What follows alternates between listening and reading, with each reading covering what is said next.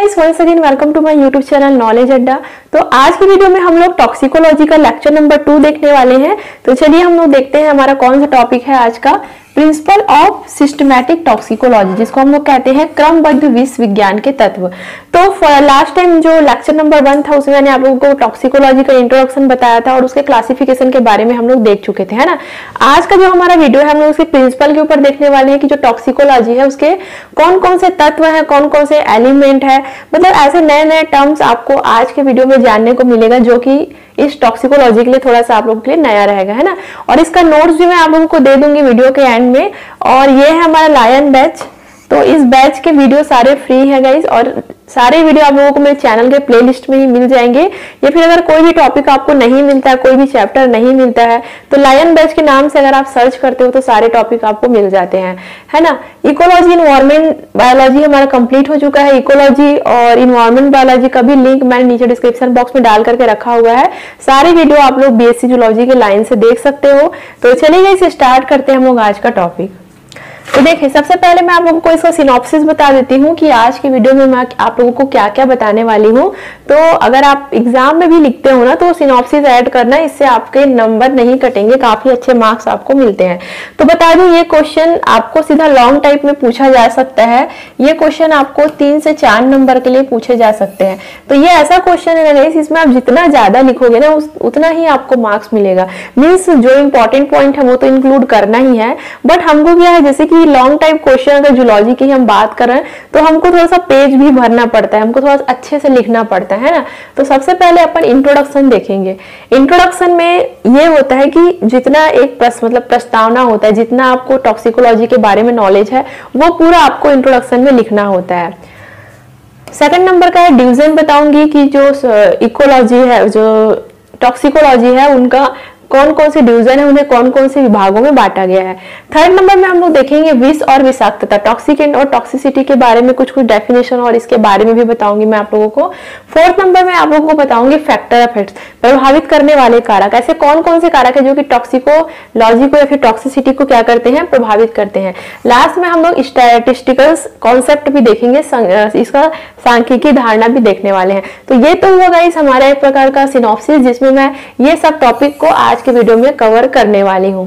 ठीक है गाइस, तो मेरा नोट्स तो आप लोग देख ही रहे हो गाइस, साथ ही साथ आपको बुक भी पढ़ाई करना है ना, क्योंकि बुक जितना नॉलेज आपको दे सकता है उतना कोई नहीं दे सकता। तो यहाँ पर आप पढ़ रहे हो, नोट्स लिख रहे हो, वो अच्छी बात है, बट आपको बुक भी क्या करना है, साथ ही साथ रीड करते जाना है। ठीक है, तो चलिए एक बार हम लोग इंट्रोडक्शन देखते हैं कि आखिर टॉक्सिकोलॉजी होता क्या है। मैं लेक्चर नंबर 1 में भी आप लोगों को बता चुकी हूँ, लेकिन क्योंकि यहाँ पे हम लोग प्रिंसिपल के बारे में देख रहे हैं तो अगर ये क्वेश्चन आता है तो अगेन ये सब चीजों को आपको अपने कॉपी में लिखना पड़ेगा। तो देखो यहाँ पे क्या कहा जा रहा है, टॉक्सिकोलॉजी साइंस का वह ब्रांच जिसमें पॉइजन एवं उनके शरीर पर होने वाले प्रभाव के बारे में स्टडी की जाती है, टॉक्सिकोलॉजी कहलाता है। तो टॉक्सिकोलॉजी क्या होता है, साइंस का वह ब्रांच है जिसमें हम लोग पॉइजन के बारे में पढ़ते हैं।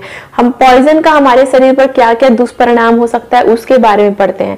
पॉइजन कहाँ पर किस मात्रा में उपस्थित है, उसकी सांद्रता क्या है, मतलब उसका कंसेंट्रेशन क्या है, वो सब चीज के बारे में भी हम लोग टॉक्सिकोलॉजी में ही पढ़ते हैं। ठीक है, कितनी मात्रा उपलब्ध है, हमारे इन्वायरमेंट पर उसका क्या बुरा असर पड़ता है, अन्य जीव जंतुओं पर उनका क्या बुरा असर पड़ता है, और खास करके जो बायोलॉजिकल, जो हमारा बायोलॉजिकल सिस्टम है, जो हमारे जैविक तंत्र है, उस पर क्या इफेक्ट पड़ता है। ऐसा नहीं है कि टॉक्सिकोलॉजी के बारे में केवल हम लोग अपने शरीर पर होने वाले प्रभाव के बारे में स्टडी करेंगे, ऐसा नहीं है। हमारे पूरे इन्वायरमेंट का, हमारे पूरे बायोलॉजिकल सिस्टम का, उनके कंसेंट्रेशन के, सब के बारे में क्या करते हैं, हम लोग स्टडी करते हैं। और ये जो पूरा एक ब्रांच होता है उसको हम लोग कहते हैं टॉक्सिकोलॉजी। तो देखना आप लोग, जो टॉक्सिकोलॉजी होता है ना वो क्या होता है, 2 वर्ड से मिलकर के बना होता है। सबसे पहला है आपका टॉक्सिकॉन, सबसे पहला आपका टॉक्सिकॉन और दूसरा है लोगस। तो टॉक्सिकॉन का मतलब क्या होता है आपका, तो टॉक्सिकॉन का मतलब होता है आपका विष, जहर या फिर पॉइजन, है ना, पॉइजन। और लोगस का मतलब क्या होता है, स्टडी। तो साइंस का वह ब्रांच जिसमें हम लोग पॉइजन के बारे में स्टडी करते हैं, है ना, जहर के बारे में या फिर विष के बारे में स्टडी करते हैं। टॉक्सिकोलॉजी का हिंदी नाम बता रही हूँ विष का विज्ञान, मतलब जिसमें हम लोग विष के बारे में स्टडी करते हैं।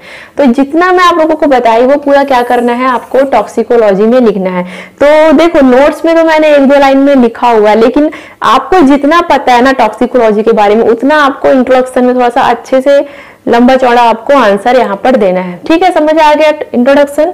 वो तो था गाइस हमारा इंट्रोडक्शन। अब आगे हम लोग इसके डिवीजन के बारे में देखेंगे। मींस जो इकोलॉजी होता है उसको कितने विभागों में बांटा गया है ना। तो जो इकोलॉजी होता है उसको मेनली 3 विभाग में बांटा गया है। सबसे पहला देखो पर्यावरणीय विष विज्ञान, जिसको हम लोग कहते हैं इन्वायरमेंटल टॉक्सिकोलॉजी। सेकंड नंबर का होता है आपका आर्थिक विष विज्ञान, जिसको हम लोग कहते हैं इकोनॉमिकल टॉक्सिकोलॉजी। थर्ड नंबर का होता है फॉरेंसिक टॉक्सिकोलॉजी। ठीक है, 3 पार्ट में डिवाइड किया गया है। एक एक का मतलब मैं आप लोगों को बता रही हूँ। सबसे पहला देखो पर्यावरणीय विष विज्ञान, नाम से ही स्पष्ट है ऐसा टॉक्सिकोलॉजी जिसमें हम लोग इन्वायरमेंट के बारे में स्टडी करते हैं। इन्वायरमेंट में जो पॉइजन है वो किस तरीके से हमारे इन्वायरमेंट को अफेक्ट कर रहा है वो सब चीज के बारे में स्टडी करते हैं। सपोज एग्जांपल दे रही हूँ, जैसे जैसे हमारी जनसंख्या बढ़ते जा रही है, जैसे जैसे मानव जाति की जनसंख्या बढ़ते जा रही है, जो पर्यावरण प्रदूषण है मतलब जो इन्वायरमेंटल पॉल्यूशन है वो भी धीरे धीरे बढ़ते जा रहा है। एग्जाम्पल के लिए एयर पॉल्यूशन, ये सब मैं आप लोगों को इकोलॉजी चैप्टर में बता चुकी हूँ, जैसे कि एयर पॉल्यूशन हो गया, वाटर पॉल्यूशन हो गया, सॉइल पॉल्यूशन हो गया।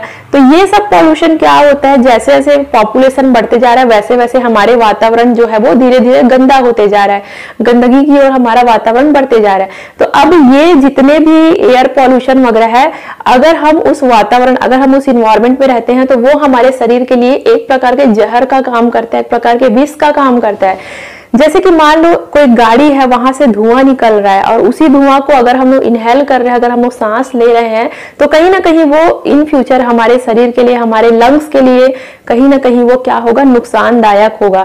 तो हमारे वातावरण में जितने भी प्रदूषण होते हैं, जितने भी पॉल्यूशन होते हैं, वो हमारे लिए एक प्रकार का पॉइजन ही होता है ना। तो हमारे वातावरण में जो पॉइजन प्रेजेंट है आज के डेट में, जैसे कि हम पानी भी पी रहे हैं तो कारखानों का गंदा पानी, जो भी केमिकल वाला पानी है, उसको नदी नालों में मिला दिया जा रहा है, उसी नदी के पानी को हम लोग ग्रहण कर रहे हैं, तो वो भी हमारे लिए एक प्रकार का पॉइजन का ही काम करेगा, है ना। अगर हम जिस मिट्टी से फसल उग रहा है उसी मिट्टी में अगर हम लोग बहुत सारे केमिकल पदार्थ वगैरह ये सब मिला दिए तो मिट्टी भी कहीं ना कहीं प्रदूषित हो रहा है। तो ये सब चीज क्या है, हमारे इन्वायरमेंटल टॉक्सिकोलॉजी के अंतर्गत पड़ते हैं। मतलब हमारे इन्वायरमेंट में जो प्रदूषण हो रहा है वो किस प्रकार से टॉक्सिन का कार्य कर रहा है, वो किस प्रकार से टॉक्सिकेंट्स का कार्य कर रहा है, वो हमारा इन्वायरमेंटल टॉक्सिकोलॉजी के अंतर्गत आता है।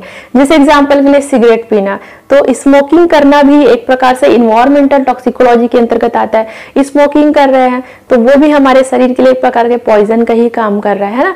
तो वो ऐसी विज्ञान की वह शाखा, विश्व विज्ञान की वह शाखा जिसमें हम लोग पर्यावरण में प्रेजेंट जो हमारे टॉक्सिकेंट है, पर्यावरण से रिलेटेड जो टॉक्सिसिटी है उसके बारे में पढ़ते हैं, आपका पर्यावरणीय विश्व विज्ञान कहलाता है। आया समझ में? और अगर आप एग्जाम में लिखोगे ना तो इसको जितना ज्यादा लिखोगे, जितना पॉइंट आप लिखोगे आपके लिए उतना ही ज्यादा अच्छा रहेगा। अब सेकंड नंबर का देखो आर्थिक विश्व विज्ञान, इकोनॉमिकल टॉक्सिकोलॉजी। इकोनॉमिकल मतलब आप क्या समझते हो, अर्थव्यवस्था से रिलेटेड।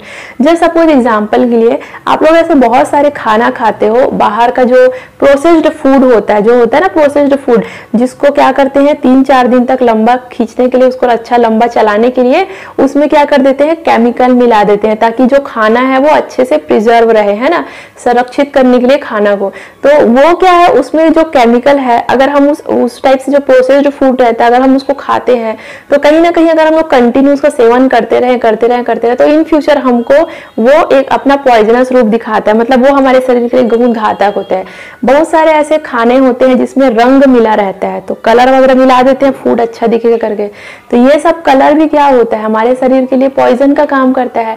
तो अगर कोई इंसान अपने फायदे के लिए, अगर बिक्री के लिए हमको इस तरीके की चीज खिला रहे हैं, जैसे कि इसके अंतर्गत किसान भी आते हैं। कैसे किसान क्या करते हैं, अपनी फसल की अच्छी पैदावार के लिए अपने फसल में कीटनाशकों का उपयोग करते हैं। हालांकि उनका कीटनाशकों का उपयोग करना मजबूरी भी है, क्योंकि अगर कीटनाशक का उपयोग नहीं करेंगे तो पूरी फसल पूरी तरीके से बर्बाद हो जाएगी, वो उनके लिए सही है। लेकिन आप ये देखिए कि अगर ज्यादा कीटनाशी का प्रयोग किया गया और उस टाइप के अगर फूड को हम लोग ग्रहण करते हैं, हम लोग खाते हैं, तो वो हमारे लिए एक पॉइजन का ही काम करता है। तो ये जितने सारे हैं ना गाइस, वो हमारे इकोनॉमिकल टॉक्सिकोलॉजी के अंतर्गत आते हैं, आर्थिक विष विज्ञान के अंतर्गत आते हैं। ठीक है, मतलब आहार से रिलेटेड, फूड से रिलेटेड, फूड में किस प्रकार का पॉइजन है, वो सारे हमारे इकोनॉमिकल टॉक्सिकोलॉजी के अंतर्गत आते हैं। अब थर्ड नंबर का देखो फॉरेंसिक टॉक्सिकोलॉजी। फॉरेंसिक मतलब आप क्या समझते हो, जस्ट सपोज एग्जांपल के लिए कोई इंसान है, वो क्या किया, पॉइजन लेकर के एक्सपायर हो गया। जहर कई लोग खा लेते हैं ना, जहर सुसाइड वगैरह करते हैं, तो कई प्रकार का जहर होता है। कई लोग एसिड पी लेते हैं, कई लोग सल्फास वगैरह खा लेते हैं, कई लोग जो खेत में डालने वाला उर्वरक वगैरह होता है उसको खा लेते हैं। तो कई प्रकार का जहर कोई इंसान खा लेता है। तो अब जहर खाने से क्या होता है, उस इंसान की मृत्यु हो जाती है। अब जैसे इंसान की मृत्यु होती है, उसको क्या करते हैं, पोस्टमार्टम के लिए हॉस्पिटल में लेकर के जाते हैं। जो पुलिस होते हैं उसको क्या करते हैं, पोस्टमार्टम के लिए लेके जाते हैं। अब वहाँ पोस्टमार्टम उनका बॉडी का होता है, क्या करते हैं, बॉडी को पूरा क्या किया जाता है, पहले तो पूरा बॉडी को फाड़ा जाता है। उसके बाद उनके स्टमक में वो क्या बंदा क्या खाया है, कौन से जहर को खा करके मरा है, कितना अमाउंट में जहर को खाया है, कितना टाइम जहर को खाया है, सब चीज का रिपोर्ट फॉरेंसिक डिपार्टमेंट वाले दे देते हैं। मतलब जो भी पीएम वगैरह करते हैं, पोस्टमार्टम करते हैं, वो फॉरेंसिक डिपार्टमेंट के होते हैं। और उनको पता चल जाता है कि बंदा अगर एक्सपायर हुआ है तो कौन सा जहर खा करके मरा हुआ है ना। तो वो आपका फॉरेंसिक टॉक्सिकोलॉजी के अंतर्गत आता है।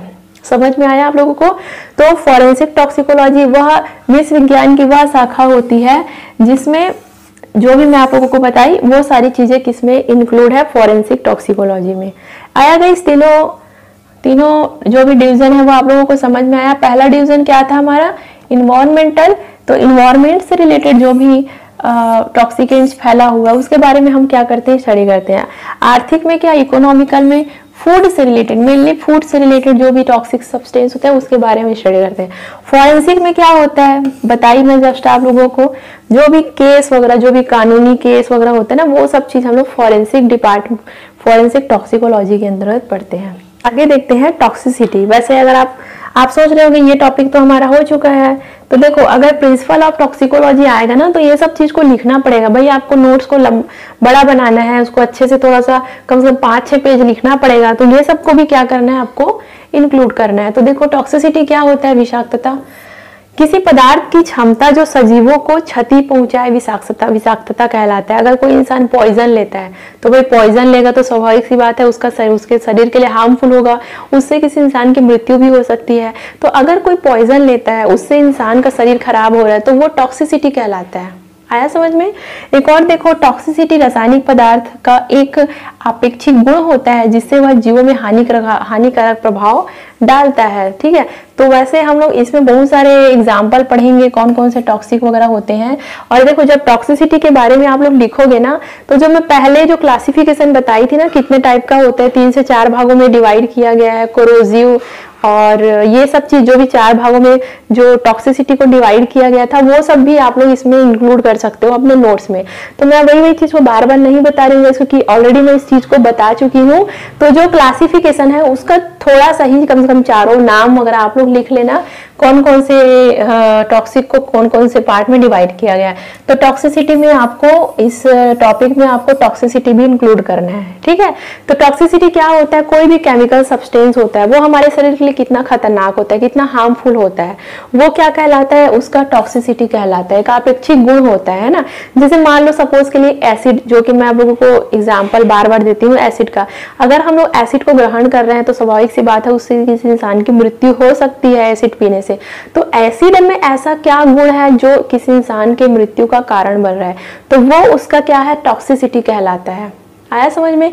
अब देखना, सांप अगर स्नैक बाइट होता है तो कुछ सांप ऐसे होते हैं जिनका जहर उतना ज्यादा असरदायक नहीं होता, लेकिन कुछ सांप ऐसे होते हैं जिनका जहर बहुत खतरनाक होता है।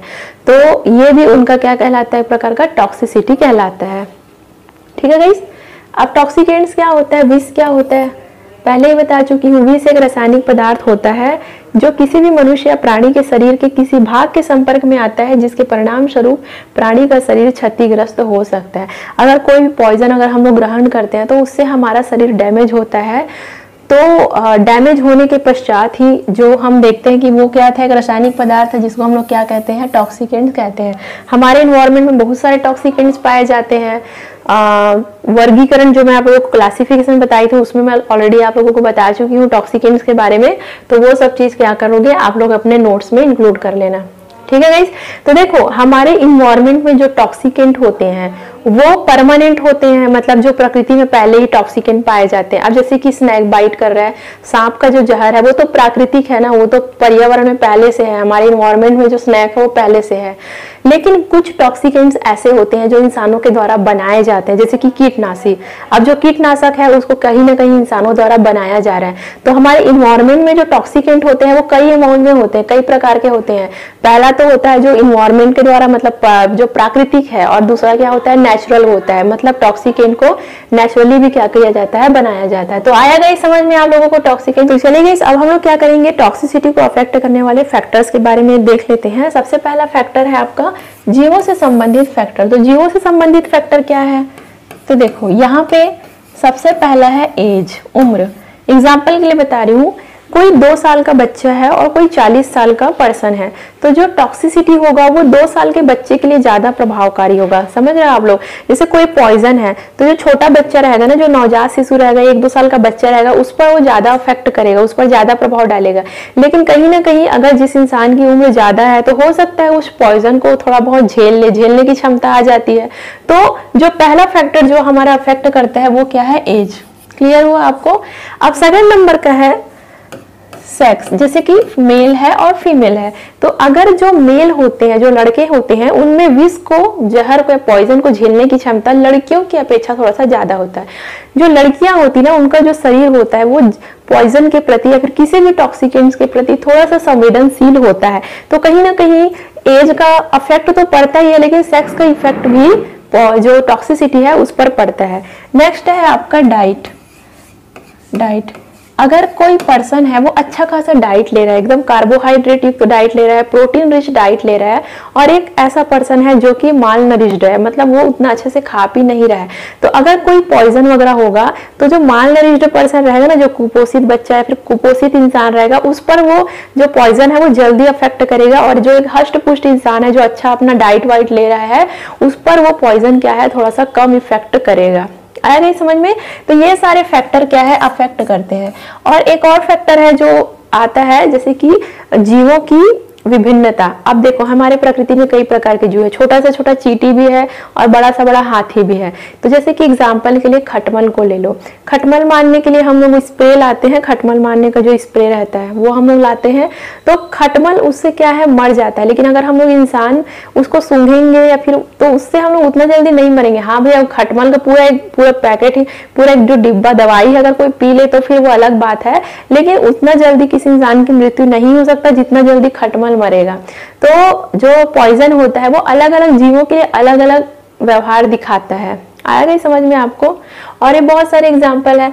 तो ये क्या जीवों से संबंधित फैक्टर है, क्या क्या हम लोग देखें, एज, सेक्स और डाइट, है ना। और विभिन्नता, जीवों की विभिन्नता पर भी जो टॉक्सिसिटी होता है वो क्या करता है, अपना अफेक्ट डालता है। तो ये क्या जीवों से संबंधित है। वातावरण से संबंधित देखो, बाह्य वातावरणिक फैक्टर, जैसे मान लो कोई पानी है बहुत ज्यादा हार्ड है, बहुत ज्यादा कठोर है, कठोर जल है, तो कठोर जल में जो पॉइजन होता है ना वो निष्क्रिय हो जाता है। तो ये सब क्या अपने बाह्य कारक के अंतर्गत आते हैं, जैसे कि पीएच वैल्यू वगैरह हो गया, ऑक्सीजन की मात्रा हो गया, ये सब हमारे बाह्य कारक के अंतर्गत आते हैं। वैसे नोट्स में मैंने इसको अच्छे से इंक्लूड किया हुआ है, ठीक है। यहाँ पे लिख लो पीएच की मात्रा, और क्या बताइए, ऑक्सीजन, O2 की मात्रा, या फिर जल की कठोरता, ये सब फैक्टर जो है वो बाह्य वातावरणीय फैक्टर के अंतर्गत आते हैं। अब थर्ड नंबर का देखो, अपावरण या एक्सपोजर से संबंधित कारक, एक्यूट और क्रोनिक। तो अपावरण क्या होता है, एक्सपोजर क्या होता है, जैसे मान लो कोई पॉइजन है और कोई इंसान है, तो जब कोई इंसान किसी पॉइजन के कांटेक्ट में आता है, जब उनके बीच अभिक्रिया होता है, जैसे एग्जांपल के लिए कोई पर्सन है जो कि टॉक्सिकेंट, जो कि जहर को पी लिया है ना, तो वो क्या कहलाता है, उसका एक्सपोजर कहलाता है, अपावरण कहलाता है। मतलब जो एक केमिकल सब्सटेंस है और जो इंसान है वो क्या कर रहा है, पॉइजन के संपर्क में आ रहा है, उससे अभिक्रिया कर रहा है ना, तो वो हमारा एक्सपोजर कहलाता है। तो इसमें 2 टाइप का आता है, पहला आता है एक्यूट और दूसरा आता है क्रोनिक। तो एक्यूट क्या होता है, तो इसमें क्या होता है, जैसे कोई भी पॉइजन है, हम उसकी जल्दी से संपर्क में आ जाते हैं। जैसे एग्जांपल के लिए पेस्टिसाइड्स, जो कीटनाशक होता है ना, जो खेत वगैरह में जो किसान लोग कीटनाशक का छिड़काव करते हैं, देखना कई बार कीटनाशक का छिड़काव करते रहेंगे तो कोई जो किसान वगैरह होते हैं वो बेहोश होकर के भी गिर जाते हैं। क्यों? क्योंकि वही जो कीटनाशक होता है वो हमारे ब्रेन पर अफेक्ट करता है, हमारे जो हमारा न्यूरो सिस्टम है, जो हमारा न्यूरो सिस्टम है उसको क्या कर देता है, वो अफेक्ट करता है। तो अगर कोई पेस्टिसाइड्स वगैरह है, कीड़े मारने वगैरह का दवाई वगैरह है, वो क्या एक्यूट के अंतर्गत आता है, उसके कांटेक्ट में हम लोग बहुत जल्दी आ जाते हैं, लेकिन उसका जो असर है वो हमको बहुत दिनों बाद दिखाई देता है। हर इंसान बेहोश होकर नहीं गिरता है कीटनाशकों का प्रयोग करते समय, लेकिन धीरे धीरे अगर हम लोग कंटिन्यू उसे के संपर्क में रहेंगे, कीटनाशकों के कंटिन्यू हम लोग संपर्क में रहेंगे, तो मे भी हमको 2 से 3 साल बाद उसका असर देखने को मिले। मे भी हमारे शरीर में कैंसर वगैरह फिर कुछ भी प्रकार का रोग उत्पन्न हो उस कीटनाशक के प्रति। तो ये क्या एक्यूट के अंतर्गत आते हैं, जिसमें हम लोग कांटेक्ट तो जल्दी से कर लेते हैं लेकिन उसका असर हमको बहुत दिनों बाद दिखाई देता है ना। अब क्रोनिक के अंतर्गत क्या आता है, जैसे एग्जाम्पल के लिए कोई बहुत ही जहरीला दवाई है, जैसे सपोज आप एसिड को ही लो, अब आप एसिड को जाके छू दोगे, ऐसा छू दोगे तो तुरंत आपका हाथ क्या होगा, जल जाएगा। मतलब थोड़ा सा ही एसिड में आपका बहुत ज्यादा आपको नुकसान होगा, आपके शरीर को बहुत ज्यादा हार्म पहुंचेगा। तो वो सब क्या क्रोनिक के अंतर्गत आता है। आया समझ आपको? क्रोनिक के अंतर्गत हम लोग क्या कर रहे हैं, थोड़ा सा ही कंसंट्रेशन में हम लोग बहुत ज्यादा हमारा शरीर प्रभावित हो रहा है, किसी इंसान की मृत्यु भी हो सकती है, उसकी प्रजनन क्षमता पर भी इफेक्ट डाल सकता है। लेकिन एक्यूट क्या था, हम उस पर कांटेक्ट तो जल्दी से कर रहे हैं लेकिन उसका जो परिणाम है हमको बहुत दिनों बाद दिखाई दे रहा है, वो क्या कहलाता है, एक्यूट कहलाता है। एक्यूट के अंतर्गत और भी आ सकता है, जैसे कलरफुल, अगर कोई खाना है उसमें कलर वगैरह मिला हुआ है, कलर वगैरह मिला देते हैं आजकल खाने में, है ना। आप उस खाने को कंटिन्यू 1-2 साल से खा रहे हो, लेकिन अभी तुरंत आपको उसका असर नहीं दिखेगा, लेकिन थोड़े दिनों बाद आपके शरीर में जब कुछ बीमारियां उत्पन्न होगी तो फिर उसका असर आपको दिखेगा, वो एक्यूट के अंतर्गत आता है। आया समझ में अफेक्ट करने वाले फैक्टर्स? तो नोट्स में मैंने अच्छे से लिखा हुआ है गाइस, थोड़ा सा देख लेना। और मैं आपको बार बार बोल रही हूँ, आपको बुक भी पढ़ना है ना। अब हम क्या करते हैं, स्टैटिस्टिकल कॉन्सेप्ट के बारे में देख लेते हैं, टॉक्सिकोलॉजी के मतलब सांख्यिकी अवधारणा के बारे में। तो देखो स्टैटिस्टिकल कॉन्सेप्ट के अंतर्गत क्या आता है, यहाँ पे देखो सांद्रता प्रतिक्रिया संबंध। हम लोग यहाँ पे ग्राफ बनाते हैं किसके किसके बीच में, जो भी हमारा टॉक्सिकेंट्स है, जैसे कोई भी पॉइजन है, उनके कंसंट्रेशन और उस पर होने वाले जीवों पर होने वाले प्रभाव के बारे में हम लोग एक ग्राफ खींचते हैं। तो देखो इसमें क्या होता है, हमारे वातावरण में जीव, जितने भी जीव है, तो जैसे मान लो इंसान ही है, तो कुछ इंसान क्या होते हैं उस जहर को आसानी से झेल लेते हैं और कुछ होते हैं जो उस जहर को खा करके मर जाते हैं। मतलब कुछ ऐसे होते हैं जो जिनका पॉइजन पर काफी ज्यादा बुरा प्रभाव पड़ता है और कुछ ऐसे होते हैं जिस पर उतना ज्यादा प्रभाव नहीं पड़ता है। तो हमारे जीवों में कई प्रकार के लोग होते हैं, कई प्रकार के जीव होते हैं जिस पर सब पर एक जैसा प्रभाव नहीं पड़ता है टॉक्सिकेंट का। तो यहाँ पर जो हमारा ग्राफ बनता है ना, वो किसके किसके बीच बनता है, पहले वो देखो। पहला है हमारा कंसेंट्रेशन ऑफ टेस्ट केमिकल, जो भी हम लोग केमिकल ले रहे हैं उसका कंसेंट्रेशन, तो यहाँ से कम से ज्यादा शुरू होते जाएगा, 0 से स्टार्ट होगा। जैसे जैसे ये आगे बढ़ते जाएगा इसकी सांद्रता में क्या होती जाएगी, वृद्धि होती जाएगी। जो भी पॉइजन है वो और ज्यादा खतरनाक होते जाएगा, उसका कंसेंट्रेशन बढ़ते जाएगा। अगर हम लोग इस तरफ लिखे तो हम लोग मॉर्टेलिटी को लिखते हैं, मतलब मॉर्टेलिटी मतलब क्या होता है, मृत्यु दर। जो इंसान है वो मतलब वो जो मृत्यु दर है, एक इन्वायरमेंट में जो पॉइजन है उससे कितनी मृत्यु हो रही है, मॉर्टेलिटी रेट कितना है, पॉइजन के द्वारा कितने लोग मर रहे हैं, उसकी संख्या को हम लोग लिखते जाते हैं।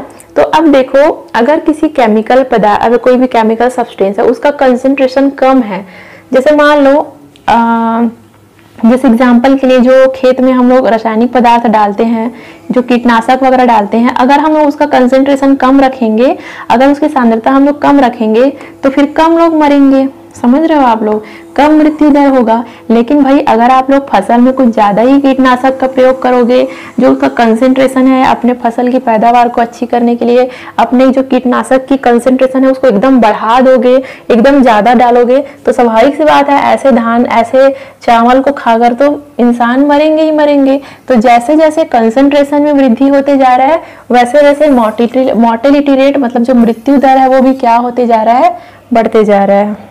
तो ग्राफ क्या होगा, ऊपर जाएगा। जैसे जैसे कंसेंट्रेशन बढ़ते जाएगा जो ये पॉइजन है, तो हमारा जो मॉर्टेलिटी रेट है, हमारे किसी इन्वायरमेंट में जो मृत्यु दर है वो भी क्या होगा, बढ़ते जाएगा। आया समझ में। तो मैंने क्या किया है, नोट्स में एक दो ग्राफ में और बताई हूँ जो कि स्टैटिस्टिकल कॉन्सेप्ट से रिलेटेड है, जो कि टॉक्सिकोलॉजी से रिलेटेड है, वो आप लोग नोट्स में देख लेना। ठीक है गाइस, अब क्या करो, आप लोग नोट्स का स्क्रीनशॉट ले लो।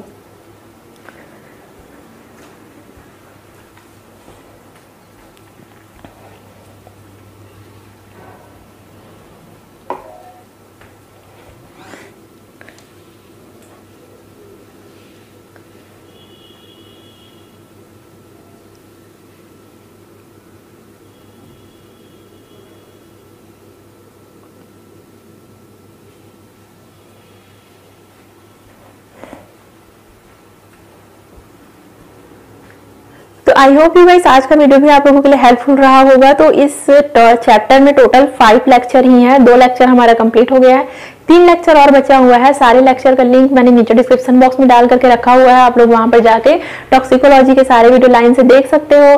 तो so thank you so much guys for watching this video.